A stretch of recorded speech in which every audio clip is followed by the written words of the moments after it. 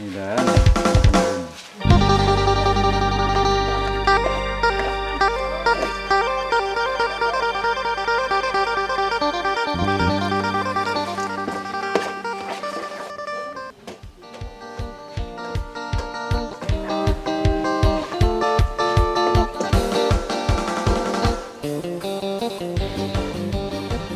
ยังดีมันจะเสียบไปเดี๋ยวใส่ขมิ้นชั้นเข้าไป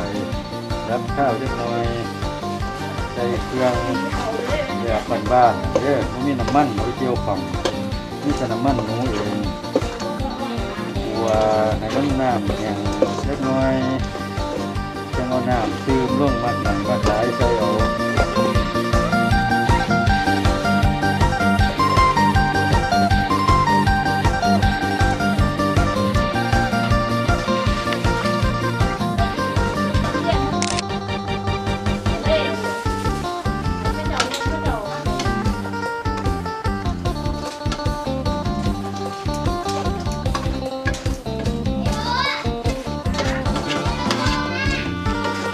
กันมันก็มีประมาณน้ำหลายเนาะเอาน้ำหน่อยเลยว่า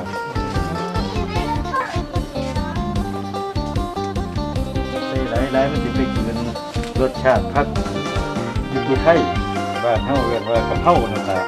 แต่ว่าอยู่ไทยมันฉุนมีน้ำไห้น้ำหน้าฉุนขิงนั่นอ๋อแต่ใส่พักกันหลายมันจะเป็นคือกันกับพักกันนั่นบ่เห็นแต่พักผมนี่ไทยอย่างไทยมันผมสายใดมาผมก็ใส่ขรุ่นแก่ปานนี่ใส่ได้หลายก็ได้นี่ผมโพดแต่ผักซี่นี่บ่ได้ใส่ผักกะเพราเขาก็ใส่ได้อยู่แต่คันใส่กะเพราเนี่ยมันตัดกันเฮ็ดรสชาติเปลี่ยน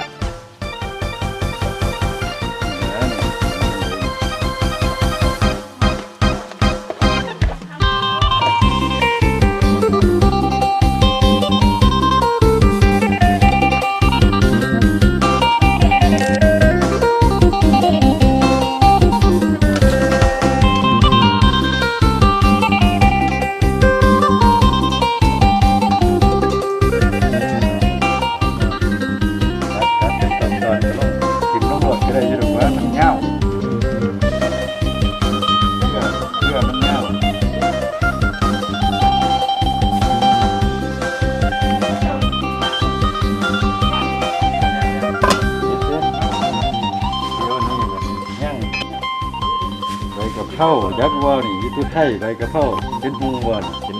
นี่ใบกะเพราหอมอยู่ในแมสก็ยังหอมตั้งกันบนใดใบกะเพราแท้กับใบกะเพราปลอมบอกฟังหน่อยมันจันคันใบกะเพราทั่วไปน้ำตลาดเอิ้นกะเพราขาวนี่ใบสีเลี้ยวเนาะอันนี้นี่ช่วงนี่มันก็สิมีเลี้ยวอยู่แต่มันเลี้ยวคนละแบบใบกะเพราขาวมันจะมีขนขึ้นเนาะแล้วก็สิรสกินนี่บ่ฉุนอันนี้เป็นเอามาจากทงหน้าคุณทางคุณเลาะศูนย์เข่าคุณรักษามันไว้อยู่เกิดโดยบริหดน้ำ